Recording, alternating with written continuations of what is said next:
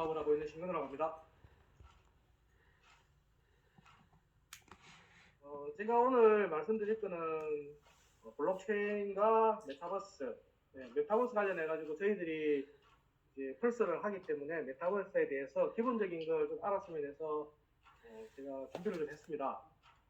뭐 어렵게 할 수도 있지만 저도 어려운 거는 다 모르고 그냥 우리가 쉽게 익혀야 될 것들만 좀 알아보도록 하겠습니다. 순서는 암호화폐와 블록체인, NFT, 메타버스, 그리고 펄스, 월드와 PX에 대해서 잠시 얘기하겠습니다. 암호화폐는 일렉트로닉 캐시 해서 전자화폐라고 하는데 전자화폐를 하는 게 아니고 일단 이 암호화폐의 Recording in progress. 이 암호화폐에 여러 가지 종류가 있는데 흔히들 알고 있기는 가상화폐, 암호화폐, 뭐 전자화폐 여러 가지 얘기를 하고 있죠. 근데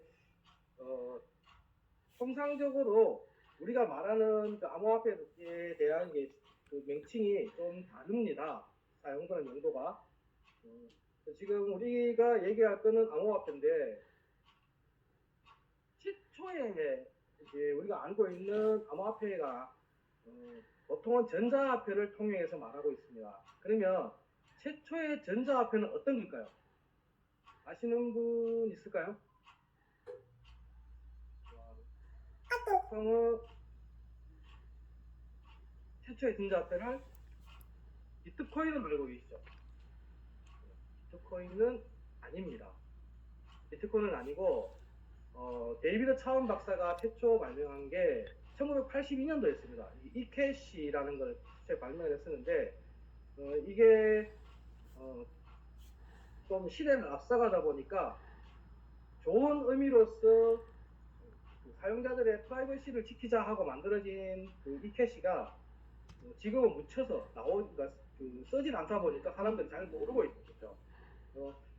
우리가 얘기하는 그 암호화폐는 전자화폐의 일종으로서 CBDC와 가상화폐, 암호화폐 이렇게 통틀어서 다 전자화폐라고 하고 있습니다. CBDC는 중앙정부에서 만드는, 중앙은행에서 만드는 전자화폐를 말할 수 있고요. 가상화폐는 민간 단체나 기업이 발행한 중앙집중형 전자화폐를 말합니다.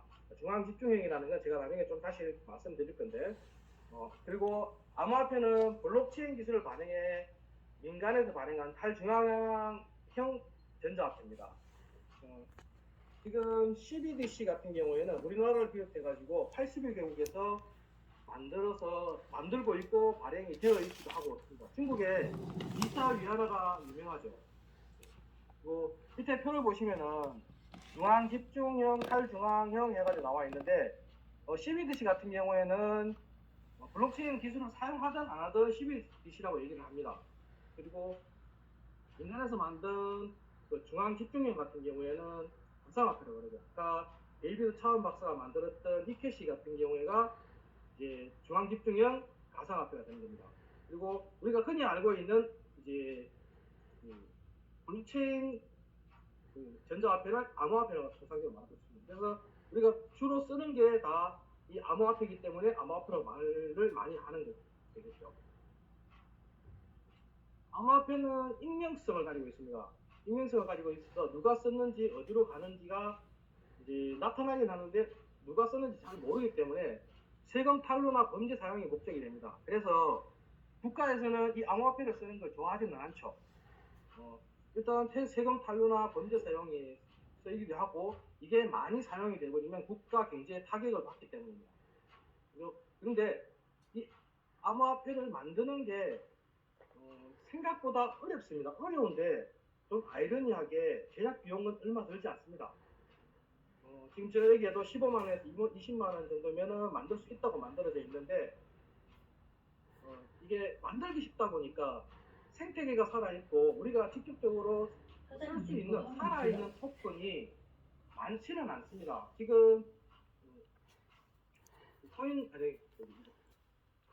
마켓 캡 같은 경우에 지금 등재되어 있는 게 어제 제가 보니까 8,600개 정도가 기재가 되어 있던데 실제로 만들어져 있는 암호화폐는 3만 개가 넘는다고 알고 있습니다. 근데 이 코인 마켓 캡 8,000개 중에 등재되어 있는 그 중에서도 생태계가 살아있고 쓸만한 이 토큰은 코인은 그 중에 한 10% 정도밖에 안 되는 걸로 알고 있습니다. 이제 이렇게 일단 만들기는 어려운데 쉽게 돈이 적게 만들어지다 보니까 많이 또 만들어서 이걸 불법으로 복제를 해서 사용을 할 수 있기 때문에 불법 복제를 못하게 이제 방법을 만든 게 뭐냐면 데이비드 차운 박사 같은 경우에는 중앙은행에서 일련 번호를 검증을 하게 만들었습니다. 쉽게 얘기하면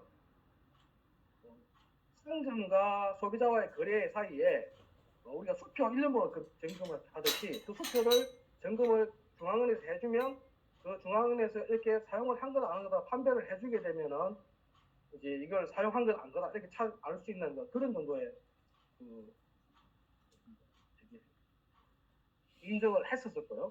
근데 이렇게 사용을 했었는데 이제 나중에는 이걸 데이비드 차운 박사가 기업을 하나 만들어서 사업을 했었는데 시대를 너무 앞서가다 보니까 결국은 이 사업은 망해가지고 지금 우리가 알고 있지는 않은 원하는 사람들이 모르고는 있습니다.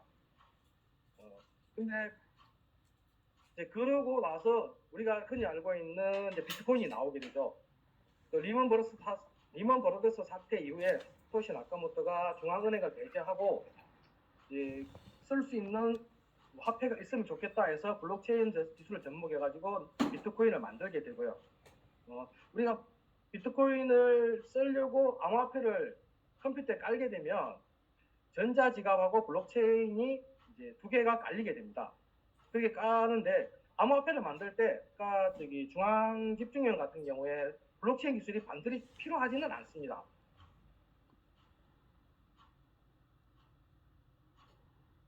블록체인에 대해서 또 간략하게 보면 제가 오른쪽 그림에 보면 중앙집중형이 있고 탈중앙형이 있습니다.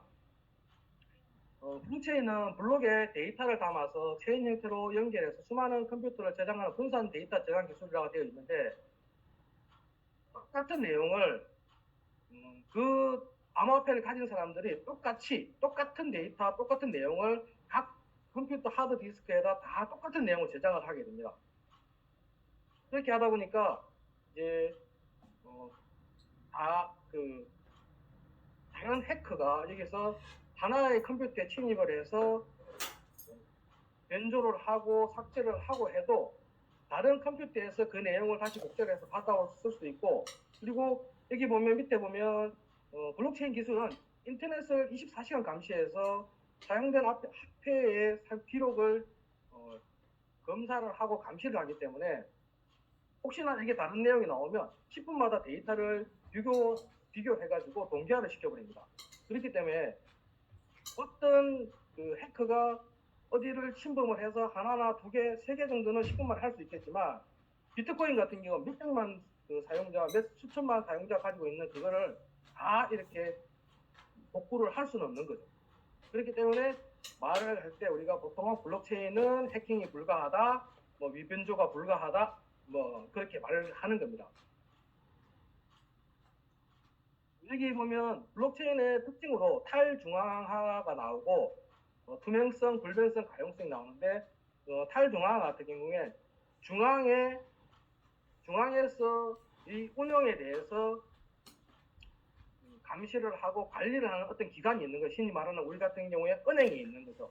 근데 블록체인 상의 이 사용자들이 각자가 다 은행이 되고 각자가 다 사용자가 되는 겁니다. 그래서 서로가 서로를 감시해서 그렇게 운영을 하는 걸 은행을 배제한 어떤 한 기관을 배제한 것을 탈중앙형이라고 얘기를 합니다.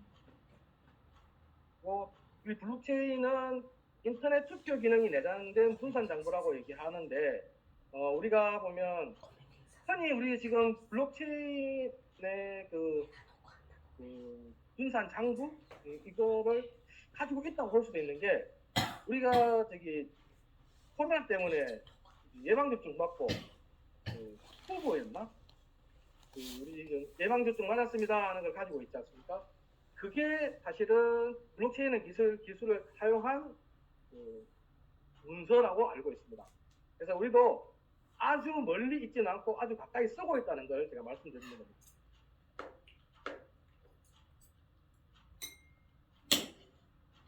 다음 NFT에서 잠시 얘기해 드리겠습니다.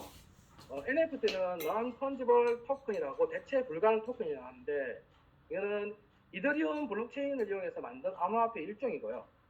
디지털 콘텐츠에 대한 등기권리증이라고 합니다.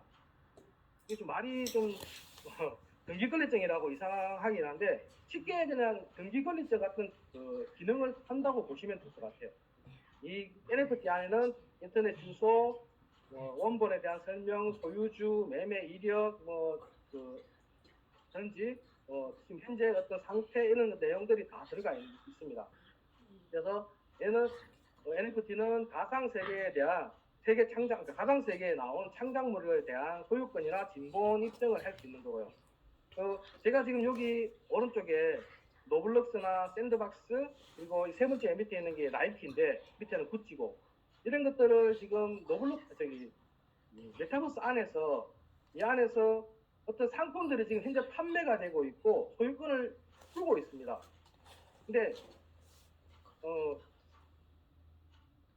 컴퓨터로 되어 있는, 디지털로 되어 있는 거기 때문에 그냥 복사를 써서 내가 사용을 할 수 있는데, 지금 나이키 같은 경우에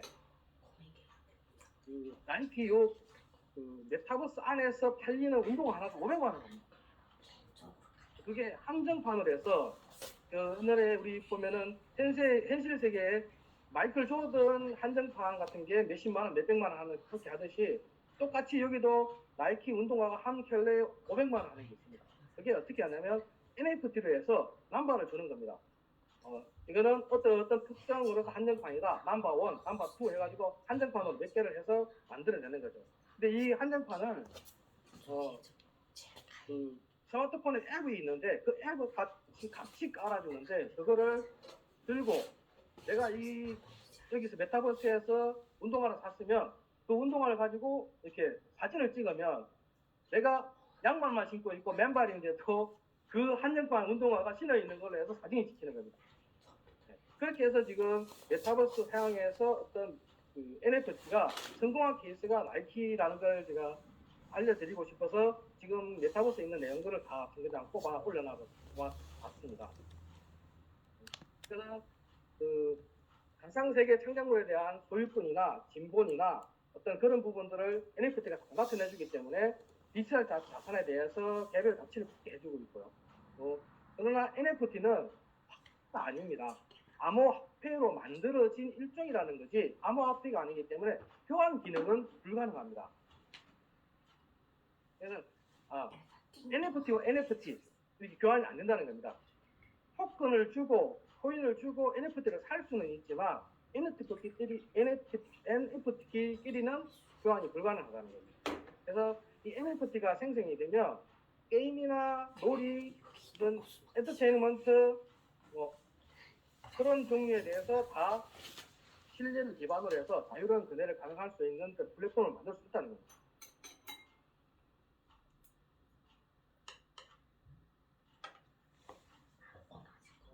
NFT, 메타버스를 비롯한 다양한 분야의 가상세계, 가상경제를 주도한다, 이렇게 제목이 되어 있는데, 2021년도 1분기 집계된 거래량이 현재 12억 6,320만 달러라고 합니다. 지난 분기 대비해서 400%가 증가했고요. 지금 2022년도에는 더 많은 게 양이 거래가 되었을 겁니다. 그리고 예술품 경매사 소도비에서 메타버스 내에 런던 경매장을 옮겨가지고 지금 NFT 작품 전시하고 경매를 하고 있다 하고요. 우리나라 이정공 서울 옥산 그룹 대표는 2030년까지 NFT 메타버스가 100조 원이 넘는 시장으로서 우리나라 미술 시장 4천억 규모를 넘어설 거라고 얘기를 하고 있습니다. 보시면 400대 올랐고요.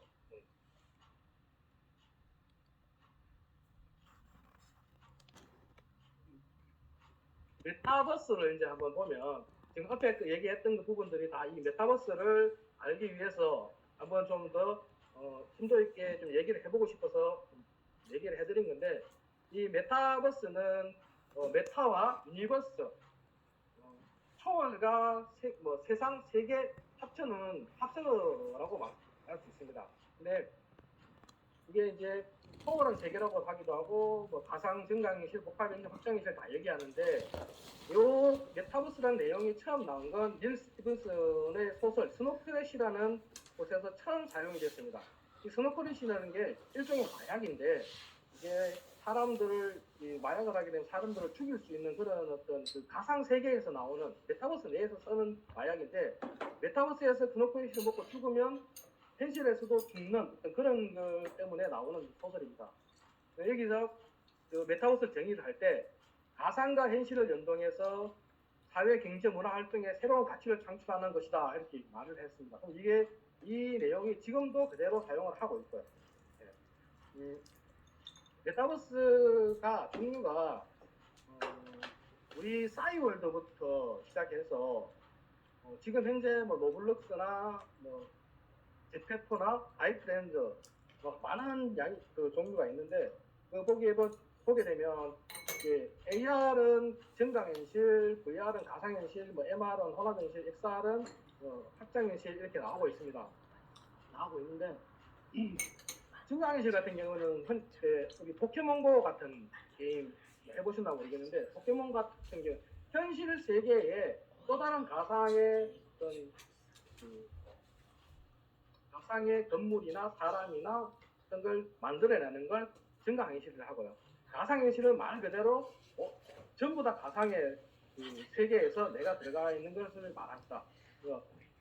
우리가 했던 온라인 게임이나 체페토의 순천향 대학교 입학식이나 영화 썸머워즈를 혹시 보셨나 모르겠는데 이건 일본 영화입니다. 일본 만화 애니메이션인데 여기는 2D로 된 메타버스가 나옵니다. 거기 보면은 메타버스에 대한 어떤 그 개념적인 부분들이 앞에 전반부에 조금 나옵니다. 나오는데 거기 좀 알 수 있고요. 그리고 레디 플레이어 원이라는 스티븐 스필버그 감독의 영화가 있는데 이 영화가 보면은 가상 세계와 현실 세계를 융합을 시키는 걸 좀 알 수가 있습니다.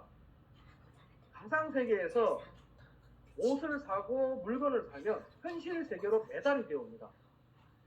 나중에 우리가 메타버스를 하게 되면 그냥 가상 세계에서 놀고 가상 세계에서 옷을 사는 거기서 그치지 않고 아직은 그 시대가 오진 않았지만 곧 그 시대가 오지 않을까 하는 생각을 분명히 하고 있습니다.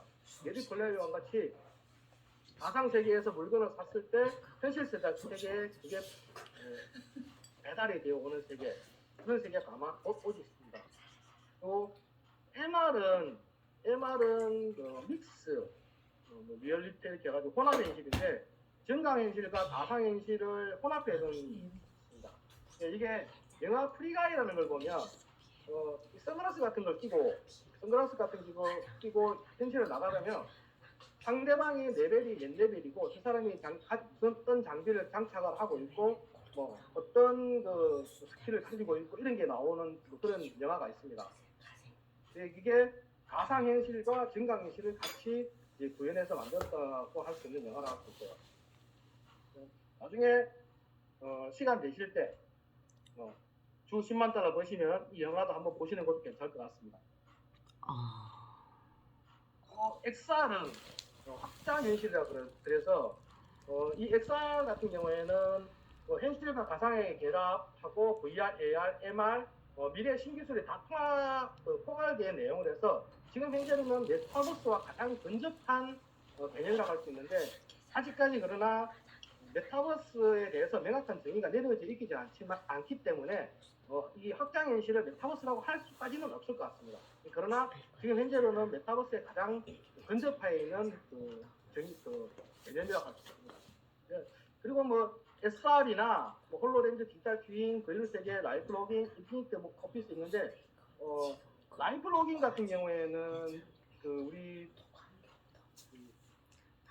스리월드 같은 걸 할 수 있겠습니다. 우리 현실을 보여주는 어떤 그런 걸 보고 라이프 로깅이라고 하더라고요. 그리고 인피니티 오피스 같은 경우에는 우리 펄스월드의 회장님께서 막 사무실 막 걸어다니시고 하시는 일단 그 사무실 공간이나 컴퓨터 공간이 만들어져 있는 우리가 일을 할 수 있는 사무실 공간을 만들어주는 건 인피니트 공간이라고 합니다. 인피니트 오피스라고 합니다. 메타버스가 지금 21년도에 검색량이 전세적으로 급증을 하고 있습니다.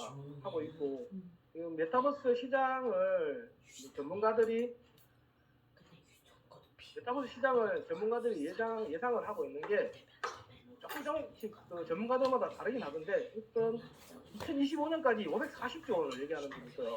그리고 2030년까지 1,700조 원을 얘기하고 있습니다. 메타버스 시장이 그만큼 커지고 거기에 관련된 사업들이 그만큼 커져가고 있다는 걸 말하는 거죠.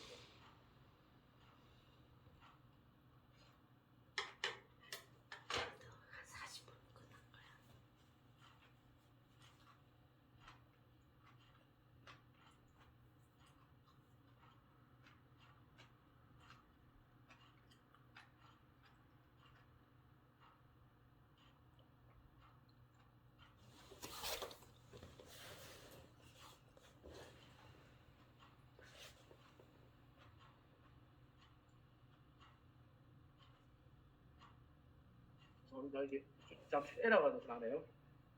메타버스 관련 우리나라 21년도 우리나라 자산운용사들이 투자한 규모를 지금 내놓고 있습니다. 그래서 21년도에 삼성자산운용, KB자산운용, 뭐 라운드힐 인베스트, 미래에셋, 아크 인베스트 해가지고 나오는 게 총 7조 5,696억 원.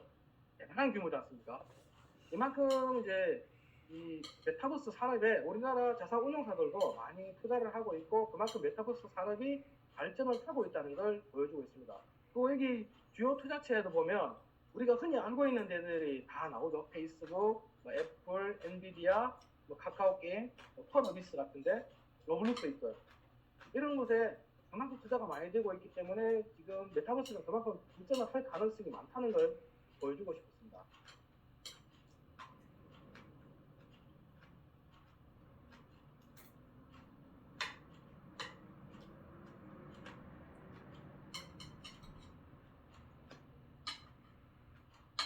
이게 우리 지구가 있습니다. 현실 세계고요.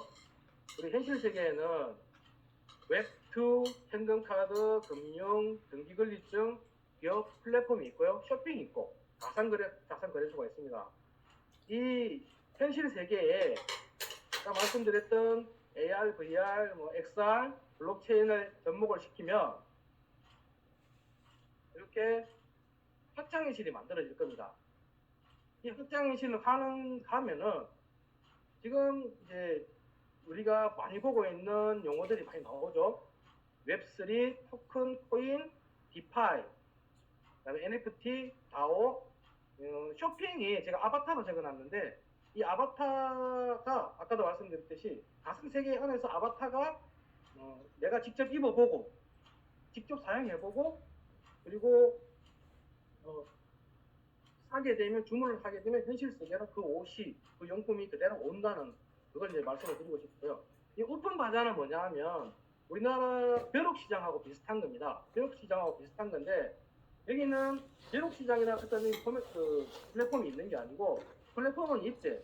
그 안에서 효율적으로 다오로 움직이는 걸 말합니다. 그 코인으로 거래가지고 코인으로 배분이 되고 그래서 번개장터랑 비슷하지만 번개장터가 다른 블록체인이 접목된 뭐 장터라고 생각하시면 될 것 같습니다. 그리고 이 덱스는 똑같이 가상자산 거래소, 암호화폐 거래소인데 여기도 이제 블록체인 기술이 반영이 되어 있는 가상자산 거래소라고 생각하시면 될 것 같습니다. 그래서 세상이 이렇게 확장현실로 점점 변해가고 메타버스가 생기면 그 안에서 이런 게 다 만들어지고 있을 겁니다. 디파이 같은 경우에도 아시죠? 현중화된 금융입니다. 은행이 블록체인화돼서 은행이 만들어지는 거고요. 그래서 이 안에서 이제 디파이로 해서 만들어지다 보면 은행이 저거들이 어떻게 이렇게 만들어내느냐, 그리고 블록체인 기술에 의해서 은행이 돌기 때문에 어떻게 돈이 들어가고 나가는지를 다 알 수 있고 어떻게 투자가 돼서 얼마큼 이익이 돼서 내한테 주는지도 다 나오게 될 겁니다. 아오가 접목된 은행이라고 생각하시면 될 것 같아요.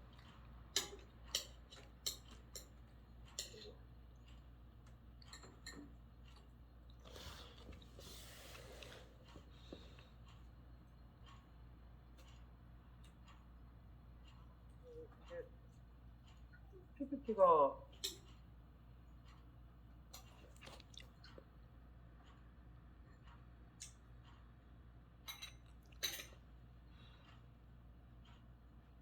이 메타버스 안에 여기 꺼져 있어서 파란게 꺼져 있어. 이렇게 PPT는 보이십니까? 총기제 나오셨나 봅니다. PPT를 다시 찾으셔서 화면 공유를 다시 하셔야 될 것 같아요. 키면은 우리 말이 중복이야. 아니야, 중복이래. 아니, 내가 지금 녹음하잖아. 보이십니까? 네. 이제 우리가 할 PXL, 우리 펄스 토큰이죠. 펄스 토큰이 있으니까 요 안에서 웹3나 토큰이나 디파이나 NFT나 다 이 안에서 쓸 수 있는 기축통화가 있을 겁니다. 메타버스 안에서 그 안에서 쓸 수 있는 기축통화, 우리는 펄스월드에서는 PXL 이 토큰이 되겠죠. 펄스월드 이제 잠시 보면 이거는 제가 우리 펄스 PPT에서 나왔습니다. 뭐 우리 거기서 계속 보시는 내용들이니까요. 아까 나이키, 삼성, 애플 뭐 이런 데하고 다 파트너십이 되어 있다는 거. 그리고 아까 제가 말씀드렸던 디파이나 뭐 웹3, NFT 이런 내용들이 여기도 지금 다 나와 있죠. 펄스월드에. 그런데 제가 조금 놀랬던 게 뭐냐면 이런 어떤 메타버스 회사들을 보면 한 가지나 두 가지 정도에 집중이 되어 있습니다. 노블록스 같은 경우는 게임에 집중이 되어 있죠. 디파이는 또 은행권 뭐 그런 부분에 되어 있고, 아니면 제페토 같은데 은행을 넣어서 거기서 기능을 하게 만든다든지 그렇게 되어 있는데, 지금 우리 펄스월드 같은 경우에는 케인파이나 웹3, 뭐 NFT, 디파이가 다 혼합이 다 되어 있다는 겁니다. 제가 아직 PXL이나 펄스월드에 대해서 벡스나 이런 부분들을 읽어보진 않아서 정확한 기술적인 내용은 잘 모르겠지만, 지금 여기에 PPT에 나오는 정도의 이렇게 우리한테 설명을 해주는 이 정도의 내용이 나온다 그러면 정말 대단한 기술력이 아닐까 생각이 됩니다.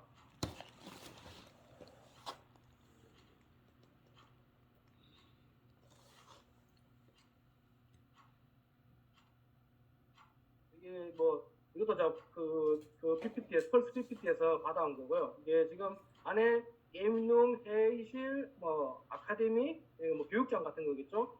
이렇게 다 있고, 트레이딩 룸이라든지 이게 아까도 말씀드렸지만 어찌 보면 세상의 모든 게 지금 이 안에 다 있습니다. 놀이, 일, 휴식 이런 게 지금 여기 안에 다 있다고 보시면 될 것 같아요. 하나에 집중돼서 뭐가 있는 게 아니고 우리가 할 수 있는, 현실에서 할 수 있는 것들이 지금 요 안에 다 있다는 거. 정말 이걸 보고 PPT를 만들다가 조금 이렇게까지 할 수 있나 하는 그런 생각을 많이 가졌습니다. 그리고 이제 잘못했습니다. XPL을 보면 아까도 말씀드렸지만 기축통화가 XPL이지 않습니까? 근데 저는 솔직히 지금 우리 교육할 때 나오는 3달러 얘기 나오고요. 3달러는 저는 좀 보수적으로 봐서 조금 아직까지는 좀 세지 않을까. 네, 아직까지는 좀 세지 않을까 하는 생각을 했습니다. 이제 회사에서도 뭐 근거 없이 그렇게 얘기는 하진 않았겠지만 제가 볼 때는 조금 아직까지 우리가 신생 기업으로서 신생 토큰으로서 1달러가 3달러 되는 어떤 그런 가격 정도는 조금 세지 않나 그런 생각을 가지는데 제가 이 상황에서 나와서 부정적인 얘기를 하자고 이런 얘기를 하는 건 아닙니다. 조정했잖아. 그 토큰이라는 게 가격이 올라가는 게 여러 가지 조건이 있을 겁니다. 자연 경제적인 어떤 그런 부분도 있을 거고 그리고 또 하나가 했는데 여기는 안 나온다. 생태계가 살아야 됩니다. 어찌 보면 제일 큰 게 생태계인데 이더리움 가격이 항상 어떤 그 정도의 그 유지를 하고 있는 게 뭐냐면 이더리움은 찾는 사람도 많고 찾는 기업도 많고 사용수도 많습니다. 그러다 보니까 가스비도 높고요. 이제 우리 지금 SPL 같은 경우에도 우리 푸스월드에서 사용이 될 거고 가지고만. 우리 오메가 프로 회원들만 300명 그 300명 유저가 이걸 사용하게 된다 그러면 하나씩 둘씩 크게 될 거고 펄스월드가 저렇게 멋진 어떤 내용에 대해서 오픈이 된다 그러면 거기서 사용될 수 있는 게 XPL밖에 없기 때문에 그게 자꾸 사용이 되다 보면 분명히 가치는 올라갈 겁니다. 그리고 소각이 조금씩 이루어질 겁니다. 단계적으로 몇 년 동안에 60여 개가 소각이 된다 나오는데 소각이 돼서 하나씩 두 개가 없어지다 보면 수요와 공급에 버티기 위해서 반드시 가격은 또 오르게 되어 있습니다. 그래서 지금 현재로는 제가 3달러는 좀 세지 않나 하는 생각을 가졌지만 지금 거래소 오픈되고 소각되고 생태계가 살아나고 여기까지. 제일 중요한 게 생태계겠죠. 그러기 위해서는 우리가 좀 더 발빠르게 움직여야 할 것도 같고요. 그래서 생태계가 살아나게 되면 진짜 5달러가 될지 10달러가 될지는 정말 모를 것 같습니다. 제가 준비를 한다고 좀 했었는데 지금 아는 거 하고 이렇게 은행에서 뭐 아까 말씀하셨잖아요. 이 회사가 너무 대단한 기술력을 가지고 있다는 그 화면에서 저희 펄스 화면이에요. 그게 은행이 쓰는 그 몇 가지가 있는 걸 그거 좀 설명해 주셨으면 좋겠습니다.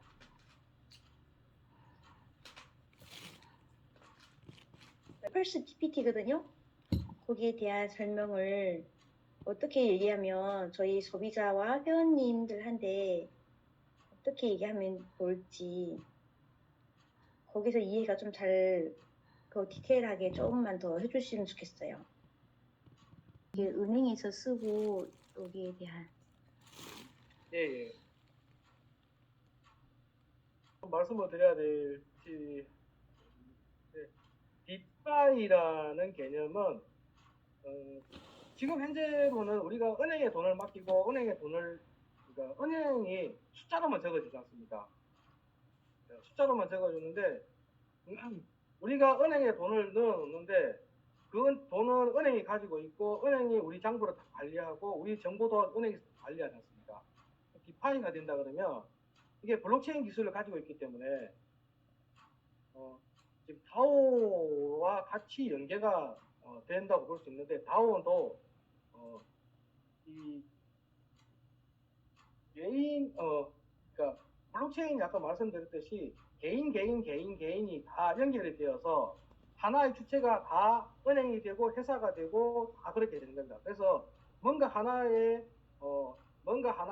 일이 이루어질 때 거래가 이루어지게 되면 모든 사람들이 모든 컴퓨터가 다 동의를 해줘야 됩니다.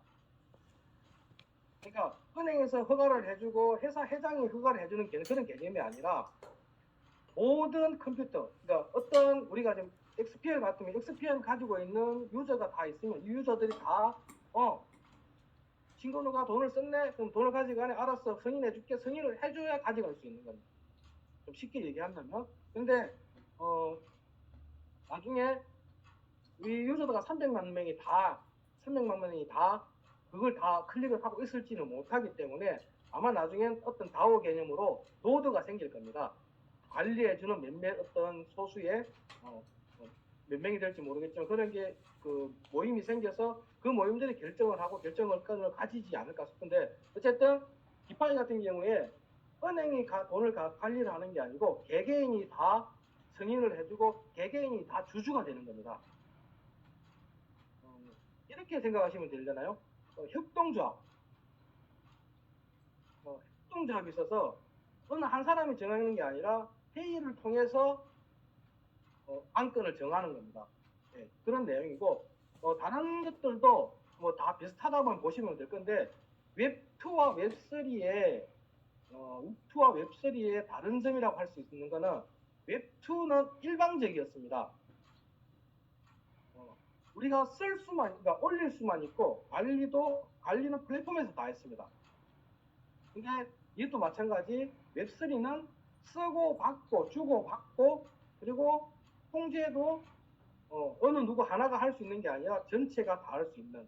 그래서 웹3는 블록체인상에 만들어지는 인터넷 기술이기 때문에 여기도 위변조 불가하고 삭제가 불가능합니다. 네, NFT는 아까 제가 말씀을 좀 드렸고요. 소셜이나 게임파이 같은 경우에도 비슷하다고 보시면 될 것 같아요. 소셜 같은 경우에도 블록체인으로 만들어진 블로그가 있습니다. 그래서 이 블로그 같은데 뭐 이렇게 그 블로그 사이트에 우리나라 웹툰 작가들이 글을 많이 올립니다. 웹툰 작가들이 글을 만화를 올려놓으면 그 만화가 일반 뭐 네이버나 이런 데 올려놓으면은 다 이렇게 복제를 해가지고 다 가져가지만 소셜적인 데 블로그 같은 데다가 블록체인 블로그에 올려놓으면은 그걸 가져갈 수가 없습니다. 보고 실시간으로 코인을 결제를 하게 되면 또 플랫폼에서도 뭐 가져가고 보는 사람도 어느 정도 일정 부분 배정을 받고 또 이게 작가도 돈을 받고 뭐 그런 개념으로 가져가게 됩니다. 설명이 좀 됐겠습니까? 네, 이해됐습니다. 도움이 많이 됐습니다. 내일 강의해야 되는데 도움이 엄청 많이 됐습니다. 감사합니다. 네, 감사합니다. 혹시나 뭐 네, 신문호 사장님 수고했습니다.